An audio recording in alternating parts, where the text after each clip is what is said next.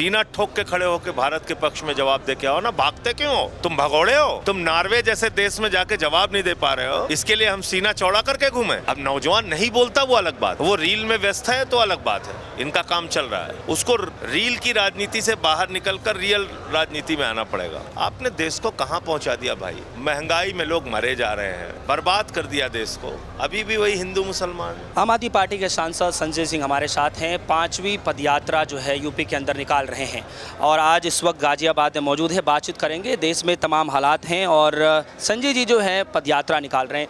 Sanjay sir, कैसे देख पा रहे हैं, देश के प्रधानमंत्री मोदी जी इन दिनों विदेशी दौरे पर हैं और आप अपने देश के अंदर पदयात्रा निकाल रहे हैं। अपनी पदयात्रा को लेकर आप कैसे देखें, क्यों निकालें? कि रोजगार एक बहुत बड़ा मुद्दा है यूपी में और ये इसलिए भी है क्योंकि जो सरकारी परीक्षाएं देते हैं उनका पेपर लीक हो जाता है। लेखपाल का, दरोगा का, सिपाही का, क्लर्क का, प्रोफेसर का, टीचर का और यहाँ तक कि PCSJ का। जो डॉक्टर इंजीनियर की परीक्षा देते हैं उनका भी पेपर लीक हो जाता है। हाई स्कूल इंटर की भी परीक्षा देते हैं उनका भी पेपर लीक हो जाता है। तो पेपर लीक नौजवानों के लिए एक अभिशाप बन गया उत्तर प्रदेश में। एक तो इसके मकसद से ये यात्रा है, ये यात्रा उनकी आवाज़ है। दूसरा, बेरोजगारी को मैं सिर्फ नौजवानों तक सीमित नहीं रखता।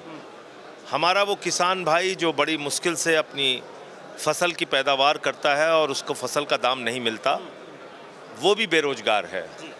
खाद की बोरी के लिए लाठी खाता है, वो भी बेरोजगार है। हमारा वो रेडी पटरी वाला भाई जो जिसकी दुकान पे बुलडोजर चला दिया जाता है, वो भी बेरोजगारी से जूझ रहा है। वो शिक्षा मित्र, वो रोजगार सेवक, वो आशा बहुएं जिनको नियमित नहीं किया गया, वो भी बेरोजगारी से जूझ रही। तो एक बड़ा दायरा है बेरोजगारों का। मैं चाहता हूं कि आप सब लोग मिल के आइए और इस यात्रा का हिस्सा बनिए और अपनी आवाज़ उठाइए। अभी 3 चरणों की यात्रा हमारी बाकी है, ये 5वां चरण है। इसमें हम सामाजिक न्याय का भी मुद्दा उठा रहे हैं और जब हम सामाजिक न्याय की बात करते हैं तो हम चाहते हैं जातियों के नाम पर भेदभाव बंद होना चाहिए, हिंदू मुसलमान के नाम पे भेदभाव बंद होना चाहिए। हर त्यौहार के पहले 1 महीने गोदी मीडिया के पास क्या काम है? नफरत फैलाओ। होली हो, दिवाली हो, ईद हो, बकरी ईद हो, रक्षाबंधन हो, हर त्यौहार में आपने देश को कहां पहुंचा दिया भाई? महंगाई में लोग मरे जा रहे हैं, स्कूलों की हालत बुरी है, अस्पतालों की हालत बुरी है, बर्बाद कर दिया देश को। अभी भी वही हिंदू मुसलमान, वही लकड़सुंगा। ये भाजपा एक लकड़सुंगा पार्टी है। सर, आपने पेपर लीक का मसला उठाया। हाल ही में नीट का पेपर लीक हुआ, लेकिन जवाबदेही किसकी है कोई तय नहीं हो पा रहा है। ना ही धर्मेंद्र मोदी की है और किसकी है भाई? इसमें क्या दिमाग लगाना है?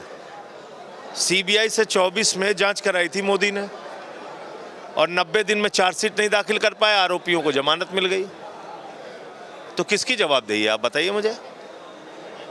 93 पेपर लीक हिंदुस्तान में हो चुके हैं, करोड़ों छात्रों का भविष्य बर्बाद हो चुका है, तो जिम्मेदारी किसकी है?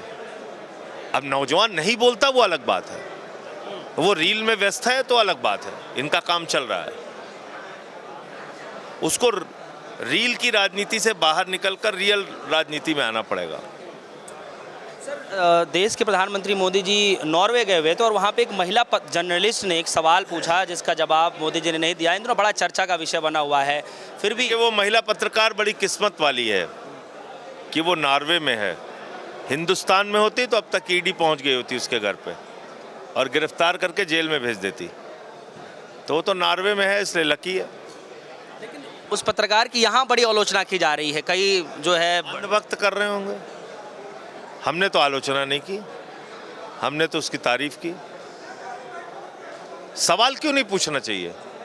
दुनिया की किसी भी धरती पे आप जाओ, सीना ठोक के खड़े होकर भारत के पक्ष में जवाब दे के आओ ना। भागते क्यों हो?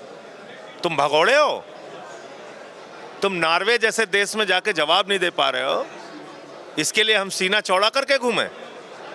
दुनिया के किसी हिस्से में भारत का प्रधानमंत्री जाए तो हर कड़े से कड़ा सवाल का सख्त से सख्त जवाब दे के आए। ये होना चाहिए प्रधानमंत्री। ये नहीं होना चाहिए दब्बू की तरह भाग रहे हो तुम। उससे भारत का स्वाभिमान गिरता है और जो अंधभक्त भारत का स्वाभिमान गिरने पे खुशी हैं, उनको दिमाग का इलाज कराने की जरूरत है। उसमें मैं क्या कर सकता हूँ? बात इस वक्त कही जा रही है कि 1 साल तक जो है सोना ना खरीदे, मोदी जी अपील कर रहे हैं, कह रहे हैं कि जो है वर्क फ्रॉम होम करेगा। नीरव मोदी आ जाए तब खरीदना, अभी मत खरीदना। अभी नीरव मोदी बाहर गया है, नीरव मोदी और मेहुल चोकसी, जो मोदी के राज में 20,000 करोड़ रुपए लूट के गया है। तो मोदी ने कहा है जब वो वापस आ जाएगा तो उसी से खरीदना, अभी मत खरीदना, अभी ठीक नहीं।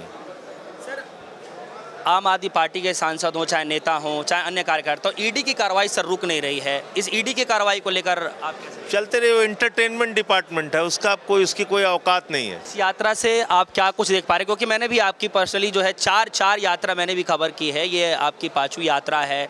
इस बार थोड़ा क्राउड में ज़्यादा देख पा रहा हूँ, क्या कुछ लग रहा है कि परिवर्तन की ओर है? नहीं, निश्चित रूप से मैंने जगाने का प्रयास किया है यूपी के लोगों को। देखिए, मैं यहीं का रहने वाला हूँ, इसलिए मैं कह सकता हूँ, जानता हूँ, यहाँ लोगों को बिल्कुल जाति और धर्म के नशे में डुबा दिया गया है।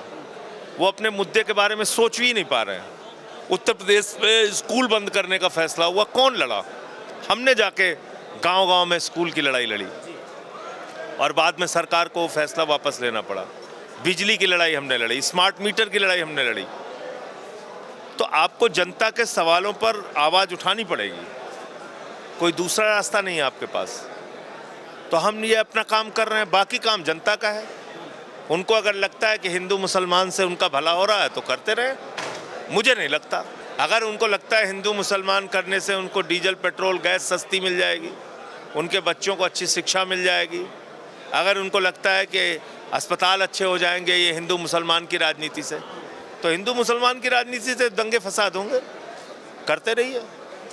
सर, एक आखिरी सवाल है मेरा, पश्चिम बंगाल चुनाव को लेकर के आज भी चर्चाएं चल रही हैं। ममता बनर्जी कुछ, आप भी बोलते हैं, तमाम विपक्ष नेता बोलते हैं।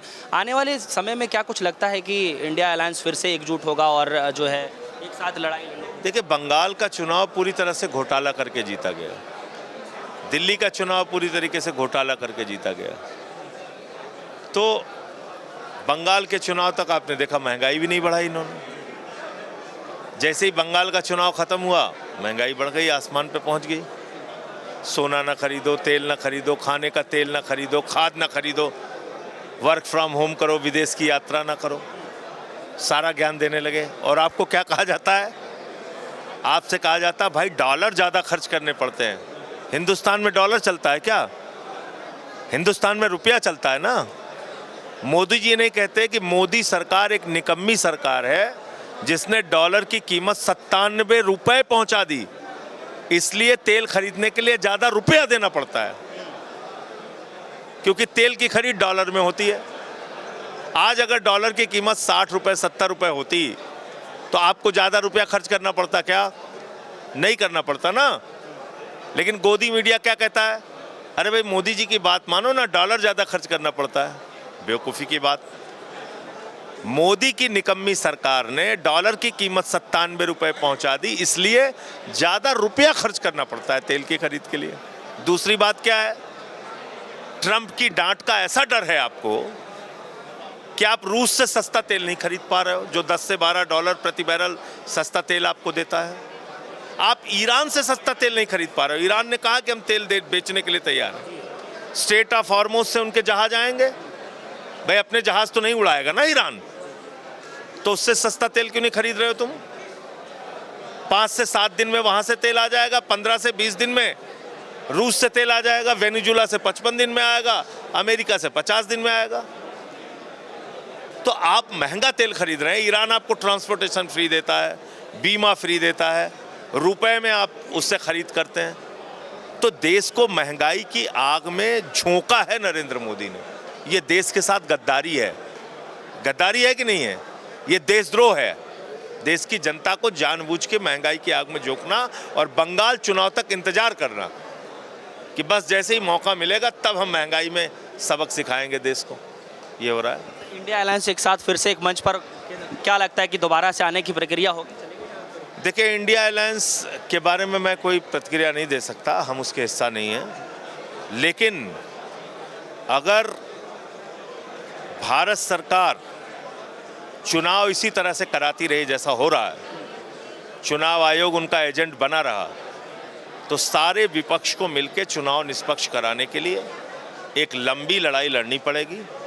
10-20 लाख लोग सारे राजनीतिक दलों के दिल्ली में आके तब तक बैठें, अहिंसात्मक आंदोलन करें, धरना दें, प्रदर्शन करें, जब तक निष्पक्ष चुनाव की मांगें पूरी नहीं हो जाती।